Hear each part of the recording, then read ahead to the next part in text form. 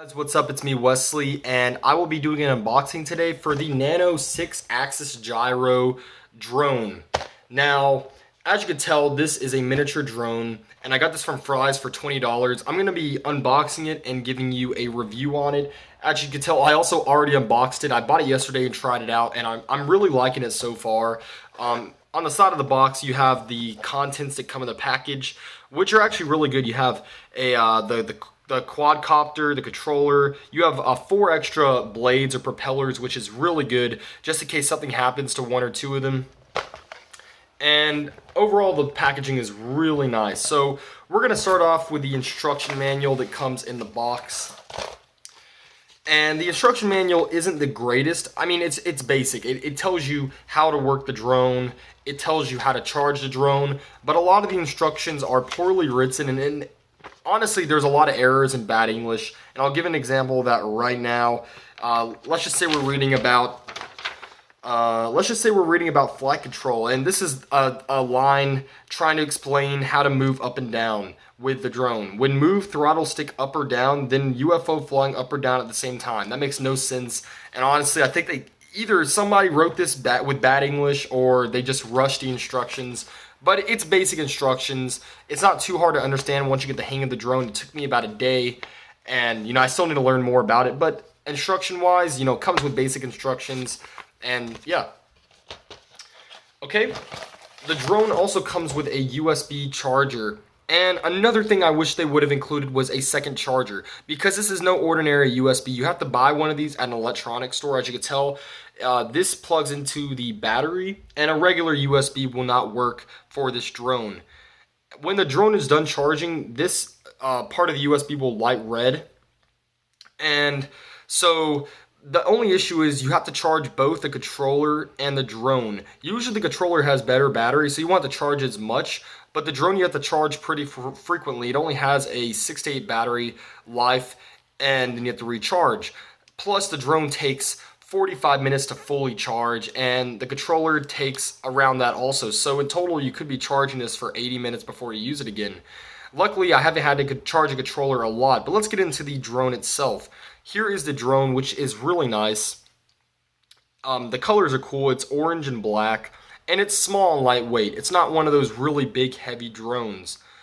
What I wish they would have included, here's the battery, and this is how you turn it on. You actually just plug in these two cords together, and as you can see, it lights up. You can't really see it too well because it's not dark in my room, but it does light up. What I wish they would have included was an on and off switch, just to make it easier, just to make it where all you have to do is flick it on, and there you go. But you have to plug this in every time, and that could also cause, maybe one day something will happen to these cords when plugging it in, and you can't get this thing to turn on. You would need another battery for that. So wish they would have had an on and off switch. Another thing is the barrier around the drone, which of course is to protect from damages or hitting a wall, is not that sturdy. It's very flimsy, and as you can see, it bends really easily. You can just bend it, and it bends inward. So if it hits a wall, what happens most of the time is the barrier will bend in and the propellers will hit it, and while it's flying, it will just go straight down to the ground, which no damage will really happen, but you want it to basically rebound off the wall, and that's not what it does with this barrier. I wish it would have been harder plastic. But overall, nice drone. I'll give you a close-up. The propellers move really fast, and I'll show you a quick test at the end. I'm not the best at flying it yet, but I'll show you how it works. So really nice. Okay, here is the controller, which is very small, but gets the job done, and I have no problems with the controller, except for the back where the battery goes. The issue is, the back where the battery goes, the little cover does not go on, and I'll show you where the cover, I have it in the box right here.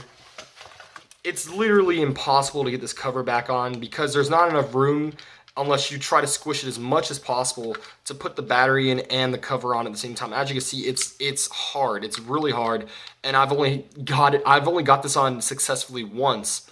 So really, there's no need for the cover. I just let it hang like this because this cover does not stick on.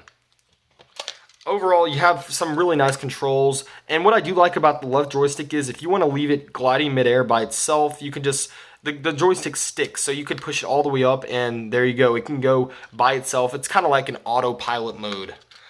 The right joystick doesn't do that, but there'd be no reason. So you just control the direction with the right joystick. You can make it go up or down, or even do spins if you press the joystick to the left. Also, if you want to reduce the power or make the drone go faster, you just press this joystick, the left joystick, in, like a PS4 controller. There's your on and off for the controller. And what's cool is it does beep, or the drone itself does count down when the battery's low. So it doesn't just randomly come down and it won't get damaged. You'll know when it's turning off, so you can just land the drone before it runs out of battery. So overall, a nice controller. There's a lot of different trims and a lot of different gliding features, and a nice little controller. The battery is the only thing I don't like. The back of I don't like the back of the controller because the case will not go on. Last thing I want to show you before I give you a little flight demonstration are the extra parts. So you have 4 extra rotors or propellers, which you can replace if you ever do need to. And what's good is you can easily take these propellers off with either your fingers or the little tool that comes inside. If you can see that metal tool in there, there's a metal tool right there. You just pop the propellers off. I was a little worried when I bought this that there was no way to get these propellers off, but luckily there is, and it's so simple. I'll show you right now. You can literally just pry it off or pull it off. There we go. You just pull it off. It's that simple, and you just put the propeller back on. So it's really easy to disassemble yourself if there's ever any issues. So that's basically all that comes with this Nano 6-axis gyro, and for $20, it really is worth the price. If you're looking for a beginner drone or looking to get into flying a drone, this is a great little drone. And if you don't have these in a store around you, you can find it on Amazon. I'll try to remember to leave the link down below. It's $2 more on Amazon than what I bought it for, but $2 extra is not going to hurt anything. So let's try to give a little flight example, and I'll try to make this as good as possible, but who knows, I'm not the best at flying yet. So of course you plug in these little cords together. The drone is on. Now, how you connect the controller to the drone, which is really cool because you don't need to USB connect it or anything, is you just hit on, and the controller is already connected to the drone, but to reassure the connection, you just press this joystick up and down. Now it's connected to the drone and you can fly it. Well, as you can tell, I'm not the best at flying it yet, but let's try to get a good launch off my bed and see what happens.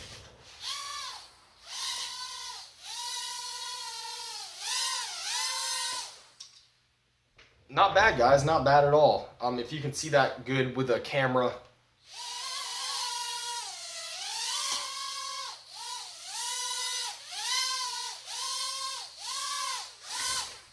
So yeah, hopefully you guys got a good glimpse of that. It does take a little practice to fly any type of drone, but with a couple of days of practice, you'll have it in no time. And as you can see, I'm pretty good at it already.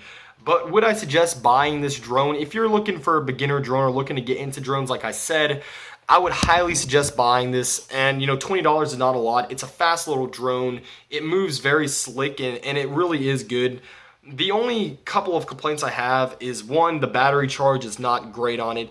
Of course, you're not expecting that good of a battery charge for $20, but it only goes 6 to 8 minutes, and then it can take you 45 minutes to an hour to charge, which kind of sucks. Let me turn these off so I can preserve the battery.